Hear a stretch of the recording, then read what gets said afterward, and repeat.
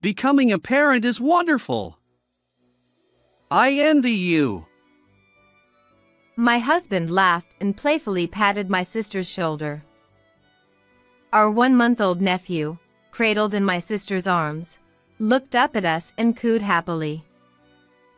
Seeing this heartwarming scene, I was about to offer my congratulations when... Wait, you're this baby's dad, right? Startled, I turned around to find my 4-year-old niece looking curiously at my husband. Her innocent gaze held him in place, and he remained frozen, still smiling. In that frozen moment, the air seemed to thicken, and my father-in-law, standing next to me, flushed with anger. My name is Lillian, a 31-year-old homemaker. I've been married to my 34-year-old husband, Caleb, for 3 years, and we live together as a couple. Although we haven't been blessed with children, I've found fulfillment in our daily life. Lillian, I brought some homegrown vegetables. On a weekday afternoon, my father-in-law visited our home with an abundance of fresh vegetables. I have a close relationship with my in-laws. We've even traveled together as a family of 6. Myself, Caleb, and both sets of parents. Their farming background means they often drop by for a chat. However, despite our close ties, not everyone in our family gets along with my in-laws. By the way, how's your sister? I haven't seen her around. Well, I haven't been in touch with Bella lately. But I assume she's doing well. I replied, furrowing my brow, sensing my father-in-law's concern. Bella, my younger sister by 2 years, has always been distant from our family. While my parents and in-laws have formed close bonds, Bella seems to avoid us. Our relationship has been strained since childhood. It's not fair. You always side with my big sister. Although I wasn't intentionally favored, Bella often accused me of doing so. Even as adults, she harbored a sense of rivalry toward me. After all, we're sisters. I wish we could be closer. Despite my desire for a better relationship, I hadn't found a solution. And at that moment, I carried another significant worry, one beyond Bella's behavior. One evening, while Caleb was in the bath, I attempted to hang up his coat that he had left lying around. With a clatter, his phone tumbled out of the coat pocket and fell to the floor.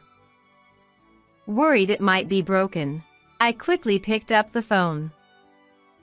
As the screen lit up along with a notification sound, I read the message displayed there. Today was fun. Let's keep meeting without anyone finding out.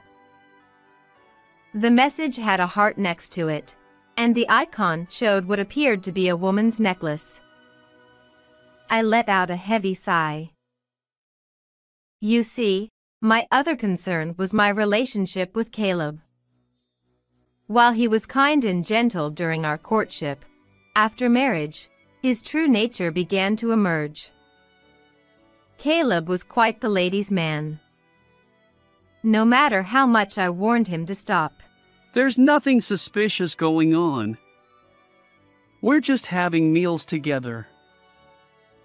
He continued to maintain contact with numerous women, ignoring my pleas. His explanations were dubious, but without concrete evidence, I lived with this constant unease. How many times has this happened now? Trembling with anger, I checked the message again, but Caleb had likely changed some settings. There was no name associated with the sender. However, the icon caught my attention. Wait. Have I seen this somewhere before? Hey! What are you looking at? Caleb, fresh out of the bath, snatched the phone from my hand. You! Messaging other women again. How many times have I asked you to stop? Shut up. It's my business. His face flushed with anger. Caleb grabbed the nearby remote control and hurled it at me. It wasn't the first time I'd considered the option of divorce due to his behavior. But thinking of my close relationship with my in-laws, I couldn't make that decision easily. I don't want to hurt my father-in-law and mother-in-law. In the end, all I could do was watch Caleb's unhappy figure retreat to the bedroom. Then, one day, my mother contacted me. Bella, my sister, had given birth to her second child, a baby boy named Theo. Bella hadn't returned home yet and was resting with the children at our parents' house. My mother suggested that Caleb and his parents join me in visiting Bella and the baby. Delighted, I accepted the invitation. When we arrived at my parents' home, my mother welcomed us warmly, but Bella's expression tightened as soon as she saw me. You didn't have to come, you know. Well, don't say that. Let me see Theo too. Reluctantly, Bella showed me the baby she was holding. Theo looked up at me with curiosity and innocently reached out his hand. What a cute little boy! Caleb nodded in agreement with his father's words. Being a parent is wonderful. I envy you. Caleb seemed genuinely happy as he smiled and lightly patted Bella's shoulder. Just as I was about to offer my congratulations. Wait, aren't you a baby's dad right here? Startled, I turned around to find my 4-year-old niece, Maria, standing there. Her gaze remained fixed on Caleb. What? No way. Maria, he's your little brother. I can't be his dad. Despite his gentle protest, Maria continued to stare at him, leaving Caleb frozen with a smile. In that frozen moment, it was my father-in-law who regained his composure first. What on earth is going on here? His face turned crimson as he confronted Caleb. Bella, looking flustered, tried to calm her father down. Oh, come on. It's just a child's joke. Maria, don't say strange things. Caleb chimed in. Yeah, don't take it seriously, Dad. And patted his father's back to soothe him. Well, I suppose. Maria continued to gaze at Caleb, seemingly convinced by their explanations. My father-in-law sighed in relief. However, I harbored secret suspicions. Maria's casual joke didn't sit right with me. Maria had an unusual ability. Once, she had told me, You should go to the hospital. persistently, she had urged me to seek medical attention. Curious, I went to the hospital and discovered a small tumor in my stomach. And when my cat went missing, Maria had accurately pinpointed its location. Even Bella, her own mother, hadn't noticed. I refrained from mentioning Maria's abilities, not wanting to upset my in-laws. Back home, Caleb's mood seemed sour. He scowled and muttered, What's up with Maria? She's so rude. It's creepy. As Caleb continued to badmouth Maria, my distrust of him grew stronger. Then, in that moment, I remembered the message I had seen on Caleb's phone recently, and it hit me. At the time, I couldn't recall it clearly, but the necklace icon in that message belonged to Bella, the same one she often wore. And Maria's words. It was becoming increasingly clear that something was amiss between Bella and Caleb. I clenched my fists. While I knew Caleb was a ladies' man, I never expected him to pursue my own sister. I had tried to maintain a friendly relationship with Bella, but I wasn't naive enough to accept this betrayal. They're making a fool out of me.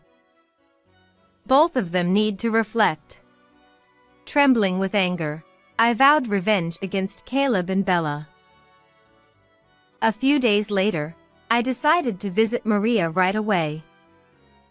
When I proposed the idea, Bella hesitated briefly but changed her attitude when I mentioned looking after her children. Well then, take good care of Maria and Theo. As soon as I arrived, Bella had dressed up and hurriedly left the house. I didn't know where she was going, but it worked out well for me. Maria, can I ask you something? Maria, playing with her toys, tilted her head at my voice. Sure. What is it? Do you know who Theo's dad is? Contrary to my nervousness, Maria smiled and answered. Theo's dad is the man who came with you the other day. Maria's dad isn't Theo's father? Nope. It's not a lie. Her beaming smile confirmed that I hadn't misheard her. Now I just needed to set the stage for the ultimate confrontation. A few days later, I gathered my parents, in-laws, Bella, and her husband at our home, waiting for Caleb's return. Clearly surprised to find everyone assembled, Caleb's eyes widened. What's going on? Why is everyone here? I don't know either. No one would tell me anything. Caleb hesitated, attempting to escape, while Bella leaned forward, urging him on. But everyone remained silent. Frustrated, I pulled out a recorder and took a deep breath. Caleb, Bella. I already know about your inappropriate relationship. Ha! What are you talking about? This makes no sense. Despite the situation, they continued to feign ignorance. Listen to this. Anticipating their evasiveness, I played a recording. It was the conversation I'd had with Maria the other day. Her clear assertion that Theo's father was Caleb left both him and Bella scowling. I then explained Maria's mysterious abilities, which I had kept secret until now. So, even these words might be true, right? I stared at the two of them. Of course, they would face consequences, but if they confessed now, I might consider what happens next. Huh? Mysterious powers? There's no way something like that exists. Are you seriously falling for a child's joke? Are you an idiot? But to my surprise, Caleb and Bella burst into laughter. Their lack of remorse pushed me to my limit. I had hoped they would at least apologize voluntarily, but it seemed they were determined to stick to their lies. Well, if you're so sure, then I have something for you to see. I pulled out a document from my bag and thrust it in front of them. They peered at it, still chuckling, but their expressions froze when they read its contents. This is I glared at Caleb as he gasped in shock. The document was the result of a DNA test for Theo, Bella, and Caleb. I believed in Maria's mysterious abilities, but as evidence of infidelity, it felt weak. So, I discreetly obtained hair samples from Bella and Theo, and had all three of their DNAs tested. The results confirmed that they were parent and child, just as Maria had claimed. Theo's father wasn't Bella's husband, it was Caleb. Now, how do you plan to justify this? My words left Caleb and Bella pale, realizing they couldn't escape anymore. But it was my father-in-law who sighed heavily. Before Caleb arrived, I had shown all the evidence to my parents, in-laws, and Bella's husband. Despite his initial anger, my father-in-law had agreed to wait for their confession. Lillian gave you a chance, and this is how you repay her? You... He stood up and slowly approached Caleb. Dad! What do you intend by hurting Lillian like this? You shameless fool! In the next moment, my father-in-law swung his right hand forcefully, striking Caleb's cheek. Why did you get into such a relationship? Explain everything! My father-in-law glared at the two of them with an intense expression. Caleb, visibly shaken by his imposing presence, hastily began confessing the whole story. As it turns out, their affair began right before my wedding to Caleb, during a family gathering. Apparently, Caleb, notorious for his womanizing ways, and Bella, who wanted anything she could take from me, found common ground. They continued this secret relationship for 3 years, which eventually led to the events unfolding now. Honestly, it was just a momentary lapse. Well, I feel sorry about it. Caleb tried to defend himself with a swollen cheek, while Bella half-heartedly apologized. But at this point, their words held no weight. I couldn't forgive them. We're getting a divorce. And I'll be claiming alimony, so be prepared. Oh, no! My stern words left both of them pale, their shoulders slumping in defeat. Afterward, Caleb and I managed to part ways. Bella's husband also served her divorce papers, and she lost custody of Theo. Of course, we pursued alimony diligently, and together, Caleb and Bella ended up with a combined debt of $60,000. Desperate, they pleaded with their parents, but forgiveness was out of reach, and they were cut off. In the end, Caleb and Bella separated bitterly, and now they work tirelessly day and night to repay their debts. On the other hand, I maintain a good relationship with my in-laws and Maria. From now on, I'll walk a new path for myself. How did you like this story? Please consider subscribing to the channel. See you in the next video.